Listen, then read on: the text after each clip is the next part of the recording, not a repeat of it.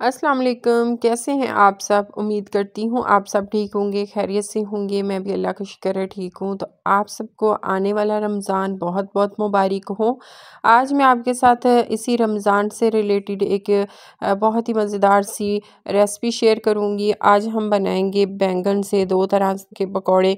कुछ लोग बैंगन जो है वो खाना पसंद नहीं करते, लेकिन अगर आप इस तरह से बैंगन पकौड़ों में डाल के खाएंगे तो बहुत ही मज़े के लगेंगे और आपको बैंगन खाना पसंद भी आ जाएगा और आप खाना शुरू भी कर देंगे।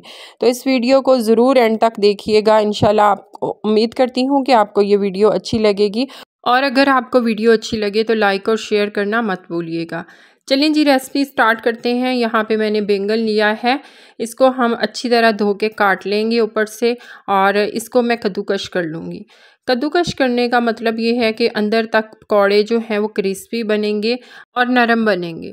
तो यहाँ पे एक मैंने बैंगन लिया है, साथ ही इसमें हम एक आलू भी शामिल करेंगे, उसको भी हम बारीक बारीक कद्दूकश कर लेंगे।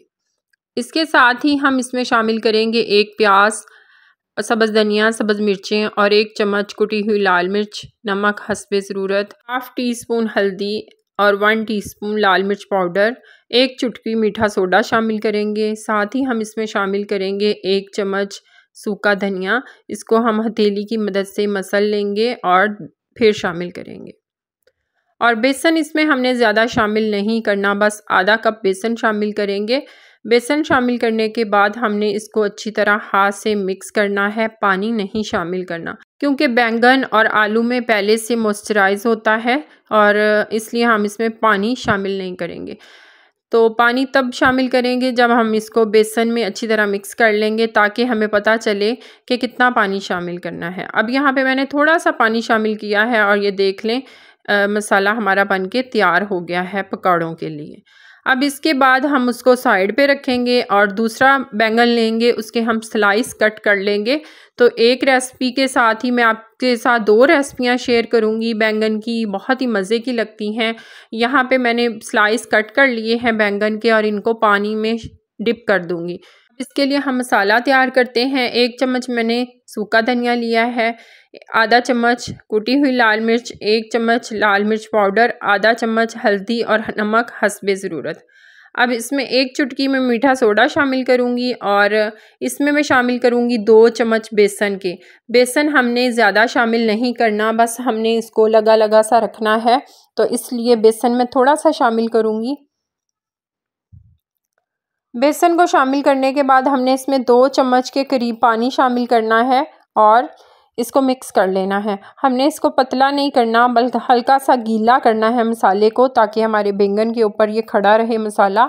तो अगर हम इसको पतला कर देंगे तो ये मसाला सारा उतर जाएगा, इसलिए पानी ज़्यादा शामिल नहीं करेंगे। तो ये आपके सामने है मसाला हमारा, ये देखें। अब मैं इसके ऊपर एक एक करके लगाती जाऊँगी, हाथ की मदद से हम इसको लेप देंगे, बिल्कुल इसी तरह जैसे मैं आपके सामने ये बना रही हूँ। इसी तरह हम सारे बैंगन के ऊपर ये मसाला लगा लेंगे और ये बहुत ही मज़े के क्रिस्पी से बनेंगे। अगर आपको ये वीडियो अच्छी लगे तो कमेंट बॉक्स में आके ज़रूर बताया करें, कमेंट किया करें, लाइक और शेयर किया करें अपने फ्रेंड्स के साथ, अपनी फैमिलीज़ के साथ। और अगर चैनल पे नए आए हैं तो सब्सक्राइब करके जाइएगा, प्लीज़ आपसे हम्बल रिक्वेस्ट है।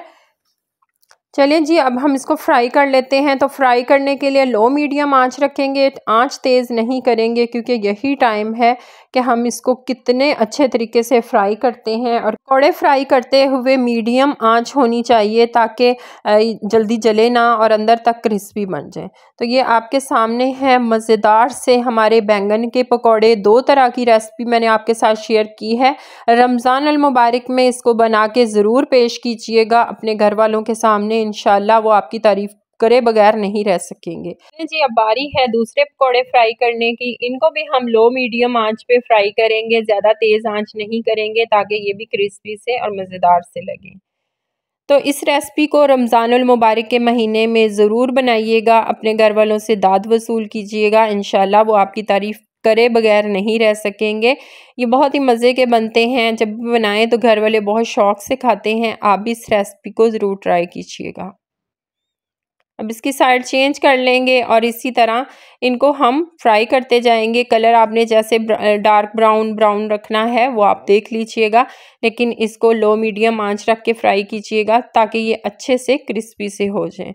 तो यहाँ पे इसका रंग देख लें आप, कितना मज़ेदार सा टेस्टी सा लग रहा है। तो इंशाल्लाह ये रमज़ान की रेसिपी है, इसको ज़रूर रमज़ान में बनाइएगा और अपने घर वालों को खिलाइएगा। मज़ीद इस तरह की रेसिपीज़ के साथ मैं आपकी खिदमत में हाजिर होती रहूँगी। अगर वीडियो अच्छी लगी लाइक और शेयर करना मत भूलिएगा। चैनल पे नए हैं तो सब्सक्राइब करे बगैर मत जाइएगा। आपसे हम्बल रिक्वेस्ट है।